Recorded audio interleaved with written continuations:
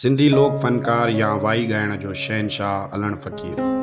ॿुधायो वञे थो त पुराणा फ़नकार हमेशह फ़न जे लाइ कमु कंदा हुआ, न कि पैसे कमाइण लाइ। अहिड़ीअ रीति हू पंहिंजी पूरी ज़िंदगी मुफ़िलसीअ में गुज़ारींदा हुआ। जवानी त गुज़री वञे थी, पर पीरीअ में इंसान वॾियूं तकलीफ़ूं काटे थो। शेख अयाज़ जॾहिं टिड़ी पवंदा टारीअ वाई लिखी, अलण फ़क़ीर खे चयो त हिन वाईअ जी तिर्ज़ ऐं मौसीक़ी तूं ठाहे ऐं तूं ई ॻाए। जंहिं ते अलण फ़क़ीर मना कई त मां कोन ठाहींदुसि, मूं सॼी ॼमार फ़न जे लाइ अर्पे छॾी। अॼु मूं वटि खाइण लाइ कुझु बि कोन्हे, मुंहिंजा बचा बि बुख था मरनि। जंहिं ते शेख अयाज़ अलण फ़क़ीर खे सिंध यूनिवर्सिटीअ में नौकरी ॾिनी ऐं सिंध यूनिवर्सिटी सोसाइटीअ में हिकु प्लाट रहण जे लाइ ॾिनो। अहिड़ीअ रीति अलण फ़क़ीर उहा नौकरी बि कंदो रहियो ऐं फ़न जी ख़िदमत बि कंदो रहियो। अलण फ़क़ीर जो असुलु नालो हो अली बख़्श। अलण फ़क़ीर जो जनमु 1932 ईस्वीअ ते ॻोठ आमरी, तालके मांझंद, ज़िले ॼामशोरे में थियो। अलण फ़क़ीर जो तालुक़ु हिकु मङणहार क़बीले सां हुयो, जेकी शादी विहांव ऐं दरगाहुनि ते दोल नगारा वॼाईंदा हुआ।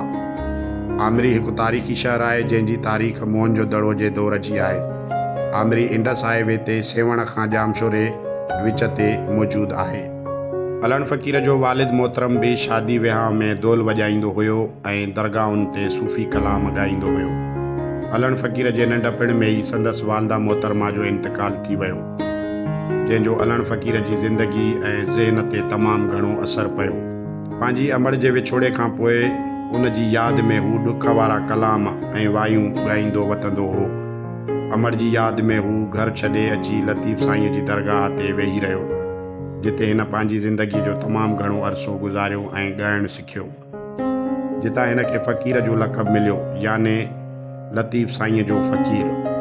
गूगल मुताबिक़ फ़क़ीर अरबी ॿोलीअ जो लफ़्ज़ु आहे, जंहिंजो अंग्रेज़ीअ में मतिलबु निकिरे थो पुअर, याने कि ग़रीब। जॾहिं त सिंध या पाकिस्तानी मुआशिरे में फ़क़ीर लफ़्ज़ खे मुख़्तलिफ़ नज़रियनि खां ॾिठो वञे थो। फ़क़ीर मतिलबु सूफ़ी तबियत मिज़ाज रखण वारो, ऐं ॿियो गदागर लाइ बि फ़क़ीर लफ़्ज़ इस्तेमालु थिए थो। अलण फ़क़ीर ॻाइण जी सिख्या त शुरू में पंहिंजे वालिद फ़क़ीर खां वरिती। अणपढ़ियो हुजण बावजूदु अलण फ़क़ीर जो ज़हन एतिरो त तेज़ हुयो जो हू शाह लतीफ़ जा पूरा कलाम ऐं वायूं यादि करे ॻाईंदो हुयो। अलण फ़क़ीर हज़ारे साल पुराणो रवायती रंग बरंगी अजरक जी पग ॿधंदो हुयो।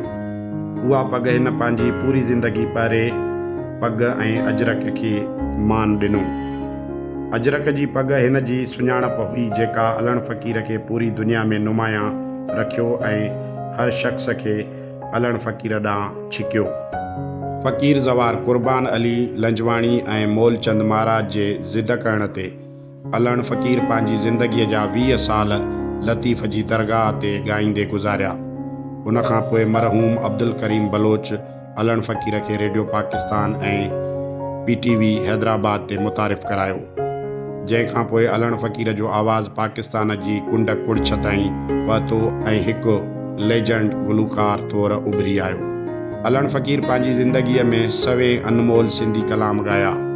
सिंधीअ खां अलावा हिन उर्दू कलाम पिणु ॻाया, जंहिंमें मोहम्मद अली शेखीअ सां गॾु अल्लाह अल्लाह कर भैया, हूमा हूमा। उन कलाम में हिन अल्लाह तख़लीकार ऐं उन जी तख़लीक़ सिंध जी मशहूर में चूड़कुंडीअ खे सारायो आहे। चूड़कुंडी में निज सिंधी नस्ल जी में आहे, जंहिंजा सिंग कुंडीअ वांगुरु वरियल हूंदा आहिनि। सिंधी माण्हू में ऐं ढॻीअ जो खीर पीअंदा आहिनि, उन करे उन खे अमड़ जो दर्जो ॾियनि था। उन खां अलावा हिन जो ॿियो मशहूरु कलाम आहे, जेको पाकिस्तान जो मिली नगमो पिणु आहे, इतने बड़े जीवन सागर में तूने पाकिस्तान दिया। अलण फ़क़ीर पंहिंजे लाज़वाल फ़न जे एवज़ केतिरा ई एवार्ड पिणु माणिया, जंहिंमें पाकिस्तान जो सदारती award, Bukhari award, Shahbaz award, Shah Latif award ऐं कंदकोट एवार्ड शामिल आहिनि। अलण फ़क़ीर न सिर्फ़ु पाकिस्तान पर पूरी दुनिया में पंहिंजो कलाम पंहिंजे मुकमल सिंधी लिबास सां दुनिया में पेश करे सिंध ऐं पाकिस्तान जो नालो रोशन कयो।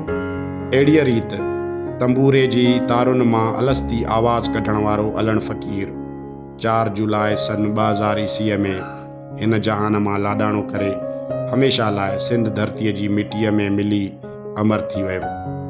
संदसि जी तुरबत सिंध यूनिवर्सिटी हाउसिंग स्कीम में मौजूदु संदसि जे घर अॻियां आहे, जिते हर साल यूनिवर्सिटीअ में दाख़िल थींदड़ नौजवान शागिर्द क़बर ते वञी कुल पढ़ी अचनि था। हिन जी पोयार में 2 न्याणियूं ऐं 3 पुट आहिनि। जी दोस्तो, त हीअ हुई मालूमात सिंध जे अलहलोक ऐं लाजवाल फ़नकार अलण फ़क़ीर जे बारे में। उमेद कयूं था त वीडियो अव्हांखे पसंदि आयो हूंदो। दोस्तनि खे गुज़ारिश आहे त असांजे चैनल खे लाइक कयो, सब्सक्राइब कयो ऐं वधीक दोस्तनि ताईं शेयर कयो। वॾी महिरबानी। जी लतीफ़। जय झूलेलाल।